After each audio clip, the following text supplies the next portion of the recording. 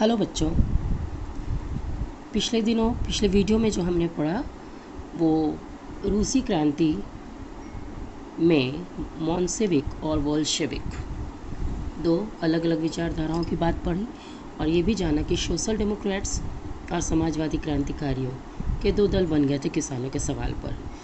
अब हम लोग चलते हैं 1905 ईस्वी की क्रांति की ओर, जिसमें कैसा था रूस का समाज, बहुत उथल पुथल भरा हुआ, उसके बारे में जानते हैं। तो रूस एक निरंकुश राजशाही था, जैसा कि आपके बुक में है। राजशाही मतलब तो राजतंत्र, और निरंकुश माने वो जो बिना किसी अंकुश के, बिना किसी रोक टोक के मनमाना सरकार चलाए, प्रशासन चलाए, ऐसे राजा को निरंकुश कहते हैं। यही हाल फ्रांस में हमने पढ़ा था, लुई 16 के साथ भी यही बात थी, और रूस में भी जार निकोलस सेकंड जो इस वक्त राजा था, जार, वो भी निरंकुश था। और ऐसी स्थिति में ये हाल था कि 1905 यानी ये सदी कौन सी थी, 20वीं सदी, और 20वीं सदी में भी अभी तक कोई माने लोकतांत्रिक संसद नहीं थी रूस में। ये आश्चर्य की बात है कि 20वीं सदी में भी यहाँ कोई राष्ट्रीय संसद नहीं थी, या राष्ट्रीय संसद थी तो रूस उसके अधीन नहीं था। तो रूस का राजा जार उसके अधीन नहीं था अभी भी। उदारवादियों ने इस स्थिति को ख़त्म करने के लिए बड़े पैमाने पे मुहिम चलाई। मतलब हम लोग जानते हैं यहाँ 3 विचारधारा के जो लोगों के बारे में पहले पढ़ा था, उसमें जो उदारवादी विचार के लोग थे उन्होंने कई कोशिशें की थी कि ये स्थिति खत्म हो, यानी एक राष्ट्रीय संसद का निर्माण हो। 1905 की क्रांति के दौरान उन्होंने संविधान की रचना के लिए सोशल डेमोक्रेट, आपको पता है इससे पहले जो हमने पढ़ा कि सोशल डेमोक्रेट और सामाजिक क्रांतिकारी, ये दो दल के लोग थे, विचारधारा के लोग थे, जो साथ लेकर किसानों और मजदूरों के बीच काफ़ी काम किया। उन्हें उदारवादियों ने काफ़ी काम किया इन दोनों विचारों को लेकर के और किसानों को। रूसी साम्राज्य के तहत उन्हें राष्ट्रवादियों और इस्लाम के आधुनिकीकरण के समर्थक जदीदियों का भी समर्थन मिला, यानी रशिया में उनके काम को उदारवादियों ने जितने कार्य किए उन्हें इन दोनों का बहुत समर्थन भी मिला। किन दोनों का, एक राष्ट्रवादियों का और दूसरा जदीदियों। जदीदी कहते हैं रूसी साम्राज्य में ऐसे मुस्लिम जो सुधारवादी थे, जो सुधार लाना चाहते थे, तो उनका जो ग्रुप था वो जदीदियों का था। तो मुस्लिम बहुल इलाका भी है रूस में, वे लोग सुधार चाहते थे।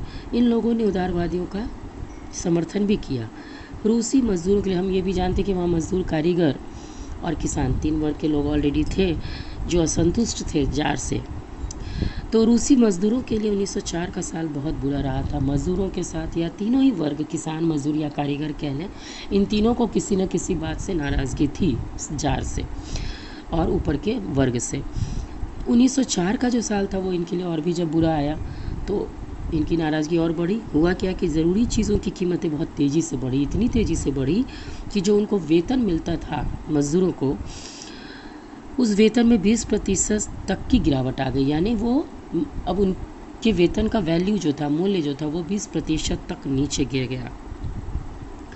और उसी समय यानी अब उसके उतने पैसों में वो जितना सामान पहले लाते थे, अब उससे 20% सामान कम आने लगा उतने ही पैसों में, यानी कि बुरी तरह से ये आई, गिरावट आई। उसी समय मजदूर संगठनों की सदस्यता में भी तेज़ी से वृद्धि हुई, और इसी के चलते मजदूरों का संगठन बनने लगा जो मजदूरों के हित में, मजदूरों के लिए कार्य करते थे। तो जब 1904 में ये गठित की गई सदस्यों की, तो 1904 में गठित की गई असेंबली ऑफ, एक जो 1904 में मजदूरों ने अपनी एक संगठन को बनाया, उसका नाम है असेंबली ऑफ रशियन वर्कर्स, है ना। 1904 में उन्होंने एक अपना संगठन बनाया मजदूरों ने, जिसको कहते हैं असेंबली ऑफ रशियन वर्कर्स। और ये असेंबली ऑफ रशियन वर्कर्स 1904 में एक गठन इसलिए बनाया गया वर्कर्स का, मजदूरों का, ताकि वो उसके हित में लड़े या उनके हितों की रक्षा करे। और रूसी श्रमिक सभा, इसे हिंदी में बोले तो इसका नाम था रूसी श्रमिक, श्रमिक माने लेबर, मजदूर, तो ये रूसी श्रमिक सभा इसका नाम था। इसकी स्थापना की गई और इसमें इसके 4 सदस्यों को प्यूतिलोव आयरन वर्क्स में उनकी नौकरी से हटा दिया गया। तो मजदूरों ने आंदोलन छेड़ने का ऐलान कर दिया। यानी ये जो संगठन बना था 1904 में मजदूरों के हेल्प के लिए। तो इसी समय एक घटना घटी। एक आयरन वर्क्स था और इस आयरन वर्क्स से, आयरन मतलब लोहे का की फैक्ट्री, तो इस आयरन वर्क्स से, जिसका नाम था प्यूतिलोव आयरन वर्क्स, इस फैक्ट्री से 4 लेबर्स को हटा दिया गया। इसके हटाते ही ये जो संगठन था असेंबली ऑफ रशियन वर्कर्स, इसने एक स्ट्राइक कर दिया, यानी हड़ताल कर दी, ऐलान कर दिया कि वो काम छोड़ देंगे उसके एवज़ में। तो अगले कुछ दिनों के भीतर सेंट पीटर्सबर्ग के और उसके इस सभा का या इस संगठन का इतना पावर था कि सेंट पीटर्सबर्ग में लगभग 110,000 से ज़्यादा मजदूर काम के घंटे घटाकर 8 घंटे, मतलब अब इसके पक्ष में इन्होंने जो स्ट्राइक कर दी, यानी हड़ताल कर दिया, और माने काम बंदी, हड़ताल माने काम बंदी का ऐलान कर दिया। किसके फेवर में? इन जो 4 मज़दूरों को हटाया गया था। और इस हड़ताल के पक्ष में बाकी सभी मज़दूर भी आ गए। लगभग कितने मज़दूर आ गए? 110,000 मज़दूर आ गए। और इन सबों की मांग एक ही थी कि उनके काम के घंटे घटाए जाए। काम के घंटे को घटाना, ये उनकी मांग थी, घंटे को घटाया जाए, क्योंकि बहुत हमने पढ़ा कि 15-15 घंटे उन्हें काम करना पड़ता था। और ये एक इनकी डिमांड थी। दूसरी डिमांड थी कि वेतन बढ़ाया जाए। अभी तुरंत हमने देखा कि वेतन 20% कमी आ गई थी, गिरावट आ गई थी, तो वेतन में वृद्धि की भी इन्होंने मांग की। इसी हड़ताल में इन्होंने ये सारी डिमांड्स रखी। और कार्य स्थितियों में भी सुधार। कार्य स्थितियों में सुधार का मतलब उन्हें रहने के लिए जो अच्छे कमरे नहीं थे या उनका ज़िंदगी रहन सहन अच्छा नहीं था, उसमें भी वो सुधार चाहते थे। तो कार्य स्थिति में भी सुधार चाहते थे वो। ये 3 मांग को लेकर, कार्य स्थिति में सुधार यानी रहन सहन में सुधार, इन 3 डिमांड्स को लेकर ये सब लोग हड़ताल पे चले गए। कितने लोग? 110,000 मजदूर, जो एक बहुत बड़ा हंगामा हो गया। और इस तरह से इन तीनों डिमांड को लेकर के जब इनका आगे माने इस तरह शुरुआत हुई, धीरे धीरे हम देखते हैं कि किस तरह ये लोग अपनी नाराज़गी जाहिर कर रहे हैं और रूसी यानी जारशाही के खिलाफ डिमांड रख रहे हैं। इसी दौरान जब पादरी गैपोन के नेतृत्व में, एक पादरी है गैपोन उनका नाम है, तो एक पोप है, पादरी है, गैपोन के नेतृत्व में मजदूरों का जब इस तरह का उथल पुथल 1904 ईस्वी में ये संगठन हुआ था, और हम लोग पढ़ रहे हैं 1905 की क्रांति। तो जब ये सब हो रहा था तो उसी समय पादरी गैपोन नाम के एक पादरी थे जिनके नेतृत्व वो लीडर थे, और उनके पीछे पीछे मजदूरों का एक जुलूस। विंटर पैलेस मैंने आपको पहले भी कहा कि विंटर पैलेस जार के महल को कहते थे। तो विंटर पैलेस था जार का महल, और इसी विंटर पैलेस के सामने गैपोन पहुंच गया बहुत सारे मज़दूरों को लेकर। तो पुलिस माने जो सरकारी पुलिस थी और कोसिक्स ने मज़दूरों पर हमला बोल दिया। इस तरह जब मज़दूर विरोध करने के लिए गैपोन के नेतृत्व में, गैपोन ये हैं कौन? एक पादरी, ये लीडर बने मज़दूरों के, और इनके नेतृत्व में इन्होंने नेतृत्व किया। मज़दूर पहुंच गए कहाँ? विंटर पैलेस के सामने। तो उस पर जार की पुलिस ने हमला कर दिया। ये बहुत बात बड़ी थी। इस घटना में 100 से ज़्यादा मज़दूर मारे गए और लगभग 300 घायल हो गए। ये जो घटना घटी कि यहाँ पे हमला हुआ इन पर, इस हमले में लगभग 100 मज़दूर जो थे वो मारे गए और 300 लोग घायल हो गए। ये बात बहुत बड़ी थी। तो ये जो घटना घटी, इतिहास में इस घटना को खूनी रविवार, उस दिन संडे था तो इसे खूनी रविवार कहा गया, जो रूस के इतिहास में बहुत बड़ी बात थी। तो खूनी रविवार कहा गया क्योंकि ये घटना उसी दिन घटी थी। और 1905 की क्रांति की शुरुआत इसी घटना से हुई थी। तो यहीं से हम मानते हैं 1905 ईस्वी की क्रांति की शुरुआत। तो 1905 ईस्वी की क्रांति की शुरुआत यहीं से हुई थी। ठीक है। अब क्या हुआ कि सारे देश में हड़ताल होने लगी। ये तो घटना और भी बुरी हो गई। इस तरह से जितने भी मजदूर और भी थे पूरे देश में ही और जो जितनी भी फैक्ट्रियाँ थी, चाहे जहाँ मजदूर काम कर रहे थे, उन सब ने काम बंदी का यानी हड़ताल का ऐलान कर दिया। जब नागरिक स्वतंत्रता के अभाव का विरोध करते हुए विद्यार्थी अपनी कक्षाओं का बहिष्कार, इतना माने ये जो क्रांति हुई इसमें क्या क्या हुआ, सभी पूरे देश में हड़ताल होने लगी। और जो आम जनता थी, जैसे कि विद्यार्थी थे, वकील थे, डॉक्टर थे, इंजीनियर थे, ये सारे मध्यम वर्ग के लोग, कामगार लोग, जो हम फ्रांस की राज्य क्रांति में भी देखते हैं कि इसी मध्यम वर्ग के लोगों ने ज़्यादा योगदान दिया, या हर देश की क्रांति में इनका योगदान रहता है। तो ऐसे जितने भी आम जनता लोग थे, उन्होंने एक संविधान सभा, मतलब राष्ट्रीय संविधान सभा, जो राष्ट्रीय संसद हो, एक संविधान सभा की गठन की मांग करते हुए यूनियन ऑफ यूनियंस की स्थापना कर दी। और इस तरह से हम देखते हैं कि विश्वविद्यालय या कॉलेज जो है वो भी बंद होने लगे, विद्यार्थी कक्षाओं का बहिष्कार करने लगे। और इन सब ने मिलकर मध्यम वर्ग, समझो कि एक मध्यम वर्ग जो रहता है पढ़ा लिखा, हम हमेशा बताते हैं, हमेशा हर देश में क्रांति इन्होंने ही की है। जो मध्यम वर्गीय लोग होते हैं, जो पढ़े लिखे भी होते हैं, दिमाग वाले भी होते हैं, और इन्हीं का शोषण भी हुआ होता है। तो इन सब ने मिलकर, मध्यम वर्ग ने मिल करके एक राष्ट्रीय यूनियन की मांग कर दी। कहाँ? रूस में। किससे? जार से। और उस गठन को नाम दिया यूनियन ऑफ यूनियंस।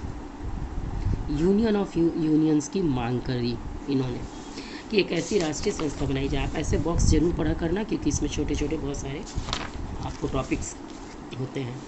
अब है कि 1905 की क्रांति के दौरान जब जार ने देखा कि इतना विरोध हो रहा है उसके खिलाफ, तो जार ने एक निर्वाचित मतलब जो चुना हुआ हो, जो इलेक्शन के द्वारा आता हो, और परामर्शदाता संसद या ड्यूमा के गठन पर अपनी सहमति दे दी। जब देखा जार ने कि बहुत ज़्यादा विरोध होने लगा है और अब वो कुछ कर नहीं सकता है, तो उसने परमिशन दे दी संसद की, मतलब जो निर्वाचित हो। कैसे संसद की? क्योंकि जनता की मांग यही थी कि निर्वाचित संसद की मांग वो कर रहे थे, माने जो चुने गए हो। तो निर्वाचित संसद, लेकिन वो थी कैसी? परामर्शदायी, माने जो सलाह दे। तो परामर्शदाता है ना, परामर्शदाता ऐसा संसद की स्थापना करने की, जिसे कि रूस में हम कहते थे ड्यूमा, है ना, ड्यूमा। तो ड्यूमा की स्थापना गठन करने की सहमति दे दी जार ने, क्योंकि विद्रोह काफ़ी बढ़ चुका था। क्रांति के समय कुछ दिन तक फैक्ट्री मजदूरों की बहुत सारी ट्रेड यूनियनें और फैक्ट्री कमेटियां भी अस्तित्व में रहीं। और इस तरह हम देखते हैं कि जितने भी फैक्ट्री के मजदूर थे, उन सब की अपनी अपनी यूनियन, तभी से ये यूनियन वाली सिस्टम चली। और आज तक हम देखते हैं कि हर फैक्ट्री में कामगारों की या लेबर्स की एक यूनियन होती है, जो उनके हितों की रक्षा करती है, और उसके मिल मालिकों के खिलाफ, अगर वो लोग कुछ अन्याय करें मिल मालिक, तो उनके खिलाफ ये यूनियन लड़ाई करती है, हड़तालें करती हैं और अपनी डिमांड्स को रखते हैं। तो ये रशिया से ही आया, रूस में ही ये इसका प्रचलन हुआ। तो इस तरह हम देखते हैं बाकी सभी फैक्ट्रियों में ऐसी कमेटियाँ थी, और भी कई कमेटियाँ बनने लगी, यूनियनें बनने लगी। 1905 के बाद ऐसी ज़्यादातर कमेटियाँ और यूनियनें अनाधिकृत रूप से काम करने लगी, क्योंकि उन्हें गैर कानूनी घोषित कर दिया गया था। अब जार ने क्या किया, जब देखा कि पूरे रूस में ऐसी कई कमेटियाँ और यूनियन बन गई, मतलब हर फैक्ट्री में बन गई, तो उन्हें गैर कानूनी घोषित कर दिया। किसने? जार ने। तो जब रूस में ऐसी कमेटियाँ गैर कानूनी घोषित कर दी गई, तो वो क्या करते?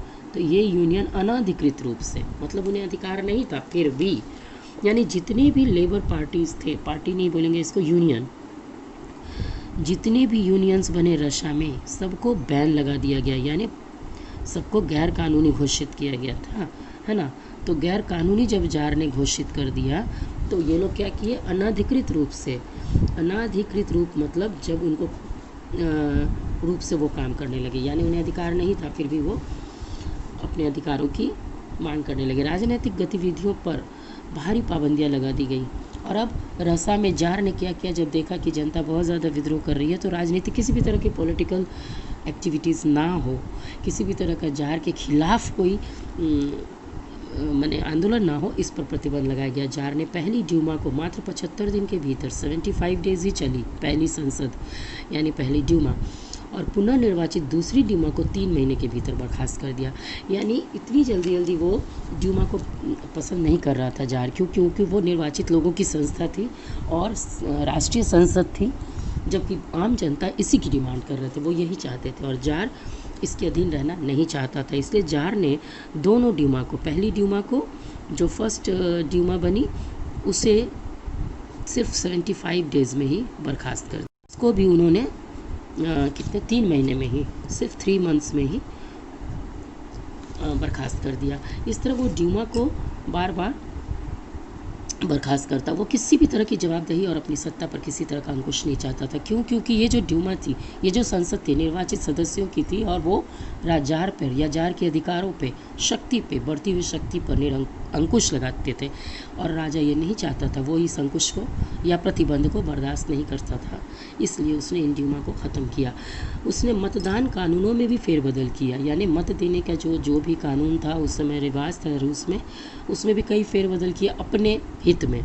किसने? राजा ने। तीसरी ड्यूमा में, और जब तीसरा डाला, और उसने क्या किया, जब तीसरी ड्यूमा बनी और जार ने क्या किया, जो तीसरी ड्यूमा बनाया या तीसरी जो संसद थी उसमें केवल और केवल रूढ़िवादियों को ही भरा। हालांकि ये निर्वाचित थी, लेकिन फिर भी उसने ऐसा किया कि उसमें केवल रूढ़िवादी, आपको पहले भी बताया मैंने, रूढ़िवादी, उदारवादी और रेडिकल्स 3 विचारधाराओं के लोग थे रशिया में, रूस में। और इनमें से उसने उदारवादियों और क्रांतिकारियों को बाहर रखा, क्योंकि उदारवादी विचार वाले लोग सुधार चाहते थे जो जार नहीं चाहता था, और क्रांतिकारी विचार वाले लोग तो क्रांति ही कर देते। तो इसलिए उसने अपनी विचारधारा से मिलते जुलते लोगों को, जिसमें रूढ़िवादी लोग थे, यानी जो पुराने प्राचीन परंपरा को, जो चलती आ रही है परंपरा, उसे मानने वाले थे और जो बदलाव के पक्ष में ज़्यादातर नहीं रहते थे, ऐसे रूढ़िवादी विचारधारा के लोगों को ज़्यादा से ज़्यादा तीसरी ड्यूमा में भरा जार ने। इन सारे कारणों से, अभी जो हमने छोटी मोटी के ये कारण देखे कि मज़दूरों के आंदोलन हुए, हड़तालें हुई, कई सारी मांगें थी उनकी, खूनी रविवार हुआ, और इन सारी घटनाओं के बाद और पहले दूसरे ड्यूमा को उसने संसद को जल्दी जल्दी नष्ट कर दिया, बर्खास्त कर दिया। इन सारे कारणों से रूस में जो उथल पुथल की जो घटनाएं थी वो बहुत होने लगी। अब इसी समय हम चलते हैं पहला विश्व युद्ध और रूसी साम्राज्य के बारे में, यानी इसी समय 1914 ईस्वी आया धीरे धीरे, और 1914 में प्रथम विश्व युद्ध हुआ है। अब आपको मैं कुछ थोड़ी सी जानकारी प्रथम विश्व युद्ध के बारे में दे दूं कि प्रथम विश्व युद्ध 1914 ईस्वी से लेकर 1918 ईस्वी तक चला, ठीक है, और 18 ईस्वी में ये ख़त्म हुआ, यानी 4 साल चला। इस दरमियान ये जो पूरा विश्व जो था, जिन दो खेमों के बीच ये युद्ध चल रहा था, वो 2 ग्रुप में बटे हुए थे। एक जो था वो केंद्रीय शक्तियाँ कहलाती थी, यानी एक खेमा जो था, यानी एक ग्रुप जो था वो केंद्रीय शक्तियाँ कहलाती थी, और दूसरे जो थे वो धुरी राष्ट्र थे। तो इन 2 ग्रुपों में, जैसे एक जो खेमा था वो, उसमें जर्मनी, ऑस्ट्रिया और टर्की फेमस थे। ये तीनों थे, जर्मनी, ऑस्ट्रिया और टर्की। आप लोग मैप में इसके पोजीशन देखोगे कहाँ कहाँ है। ये एक खेमा था, और दूसरा था बड़े राष्ट्रों का, जिसमें फ्रांस, ब्रिटेन, और बाद में जाके इसमें रूस था। फ्रांस, ब्रिटेन और रूस थे, जिसमें और लोग बाद में शामिल हुए। फ्रांस, ब्रिटेन यानी इंग्लैंड, रूस, ये बड़े देशों का ग्रुप था। फ्रांस, ब्रिटेन, रूस, बाद में इसमें इटली और रोमानिया भी शामिल हो गए थे। इसी में इटली और रोमानिया जो बाद में हुए थे शामिल, ये भी हो गए थे, इनका ग्रुप था। इन सभी देशों के पास विशाल वैश्विक साम्राज्य थे, यानी ये जो था ग्रुप, नेचुरली हम देख रहे हैं स्वाभाविक, तो ये विशाल ग्रुप था और इनके पास सारी सुविधाएं थी, और ये कमज़ोर देशों का था ग्रुप। इन दोनों के बीच ये युद्ध हुआ था, और इसलिए यूरोप के साथ साथ ये युद्ध यूरोप के बाहर भी फैल गया था, क्योंकि ये तो सारे देश इसमें यूरोप के हैं। लेकिन हमने देखा है कि इसमें भारत विवाद में चल कर चुके, उस समय अंग्रेज़ों की सरकार थी भारत में, तो और ब्रिटेन इसमें शामिल था ऑलरेडी, तो ब्रिटेन ने इंडिया को भी, भारत को भी इसमें शामिल कर लिया था। इस तरह हम देखते हैं कि धीरे धीरे ये पूरे ही विश्व में फैल गया था। इसी युद्ध को पहला विश्व युद्ध कहा जाता है, ठीक है। तो अब हम रसिया के और प्रथम विश्व युद्ध के साथ रसिया का कनेक्शन देखते हैं। इस युद्ध को शुरू में रूसियों का काफ़ी समर्थन मिला। पहले तो रूस इसके समर्थन में था, जनता ने भी जार का साथ दिया, जार निकोलस द्वितीय का। लेकिन जैसे जैसे युद्ध लंबा खिंचता गया, क्योंकि हम देख रहे हैं 4 सालों तक चला, तो क्या होता है, किसी भी युद्ध में किसी भी देश के अगर वो शामिल हो गया तो उसकी बहुत सारी शक्ति, संपत्ति धीरे धीरे सब खत्म होती जाती है। संपत्ति का तो विनाश होता है, कई लोग सिपाही या सैनिक जो हैं वो मारे जाते हैं, तो जीवन का भी लॉस होता है, और खाद्यान्न की कमी हो जाती है देश में, बहुत सारी तकलीफ़ें बढ़ जाती हैं। तो ये युद्ध काफ़ी लंबा जब खींचने लगा तो जार ने ड्यूमा के में मौजूद मुख्य पार्टियों से सलाह लेना छोड़ दिया। ड्यूमा यानी संसद, जो राष्ट्रीय संसद थी, और इसकी सलाह के बगैर ही जार ने अपने कदम उठाने शुरू कर दिए। उसके प्रति जन समर्थन कम होने लगा। इससे क्या हुआ कि लोगों की जो आम जनता जो थी उसका समर्थन अब जार को नहीं मिलने लगा, क्योंकि वो ड्यूमा या संसद से समर्थन नहीं ले रहा था या सलाह नहीं ले रहा था। जर्मनी विरोधी भावनाएं दिनों दिन बलवती होने लगी। जर्मनी विरोधी भावनाओं के कारण ही लोगों ने सेंट पीटर्सबर्ग का नाम, क्या हुआ कि जर्मनी तो इस खेमे में था, रूस दूसरे में, अपोजिट में। तो जर्मनी से, चूँकि इस खेमे का सबसे मुख्य जो था वो जर्मनी नेतृत्व कर रहा था, तो इस खेमे के सभी देश जो थे वो जर्मनी से ऐसे ही नाराज़ थे, खफा थे, क्योंकि इस युद्ध में झोंकने का काम जर्मनी का ही था। तो रूस में भी क्या हुआ कि इस जर्मनी के खिलाफ इतनी माने असंतोष इतना फैला कि रूस में एक शहर है सेंट पीटर्सबर्ग, जो जर्मन लैंग्वेज में ही उसका नाम था।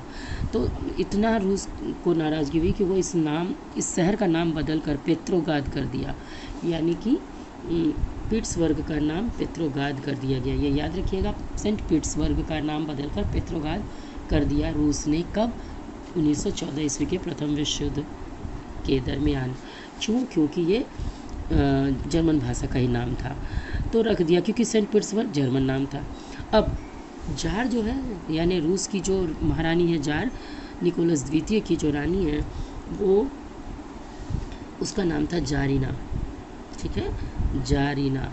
तो ये जो जारीना थी ये रानी थी वहाँ की, और इसके बारे में ये बात है कि अलेक्जेंड्रा के जर्मन मूल का होने, मतलब ये जारीना जो थी ये जर्मन मूल की ही थी, और उसके घटिया सलाहकार, इसके जितने भी दरबारी थे ये जर्मन मूल की थी, और इसके जितने दरबारी थे ये उसके हाथों का खिलौना थी। मतलब जो दरबारी कहते थे उसकी बात सुनती थी। खास तौर पर से रासपुतीन नाम का एक खास दरबारी था, रासपुतीन।